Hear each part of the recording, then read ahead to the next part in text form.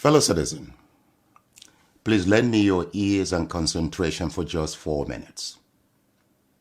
Now, for several years now, I've had the privilege and blessing of traveling, working with professionals and educating students across the world.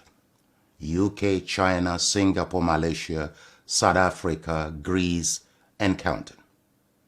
However, ever so often, I engage in soul-searching thoughts on Africa, Nigeria, our homeland, and the black race in general.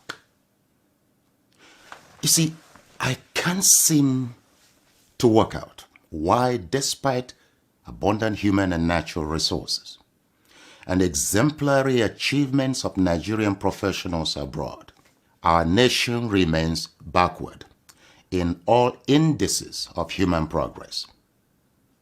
Look, recently, a 1988 statement by William Botha of the apartheid South Africa challenged me to tears.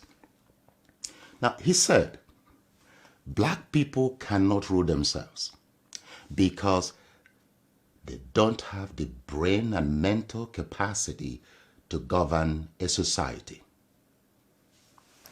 You give them guns, they'll kill themselves. Give them power, they will loot the treasury.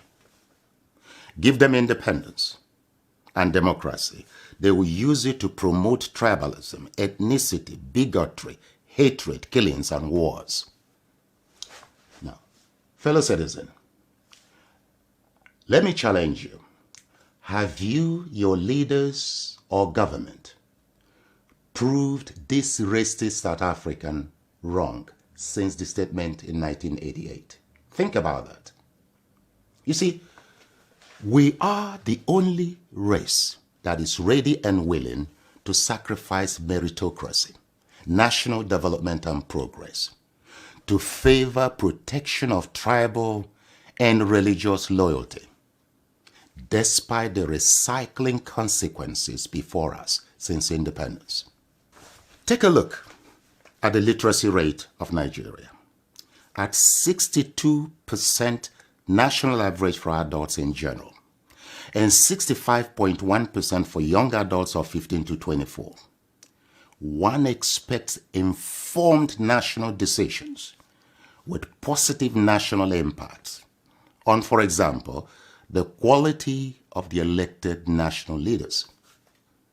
Not really in our case. We are not moved by the economic and security realities and human suffering in our nation. We are not moved by the quality of our leaders or how and why the black man is being ridiculed worldwide, providing our tribe, political party, or religion controls political power. That's shameful. Even our highly educated professionals and media outlets, North and South, keep a blind eye to the realities of the Nigerian state for tribal, religious, and personal enrichment considerations.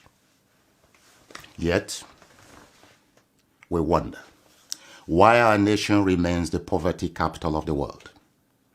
Yet, we wonder why the black race is increasingly undervalued and humiliated across the world. Who did this to us?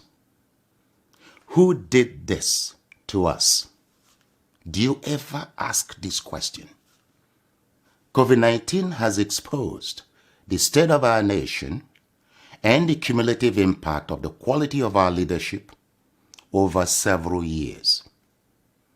Our leaders are repeating the errors of 500 years ago, when our kings and military aristocrats sold our people into slavery for mirrors and gunpowder. They failed to realize that by that decision, they had confined future generations into perpetual slavery, exploitation, and abuse. Today, foreign powers are acquiring hectares of land outright across Nigeria and Africa for the next phase of our slavery or colonization.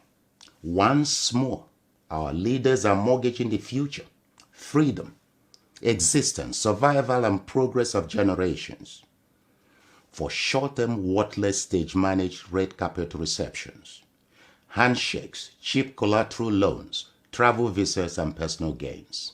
These colonizing countries are not to blame for taking decisions in their own national interest.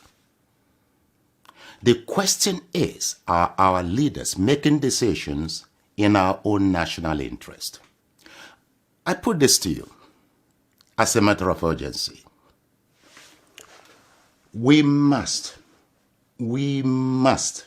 identify, develop, and embrace a new breed of competent and patriotic leaders who desire to see our nation and Africa free, help Africans develop confidence in themselves, their future, their culture, their food, dress codes, and the way they walk and talk, and to take full control of their natural resources and national borders. Please join me to awake the conscience of Nigerians and Africans in general before too late. Share this video as a duty to your race, your country, and your continent. Our lives, our future, our survival depend on our collective actions today. This video is not about me. It is about us and our future. I'm playing my part. I hope you play yours. Thank you and God bless.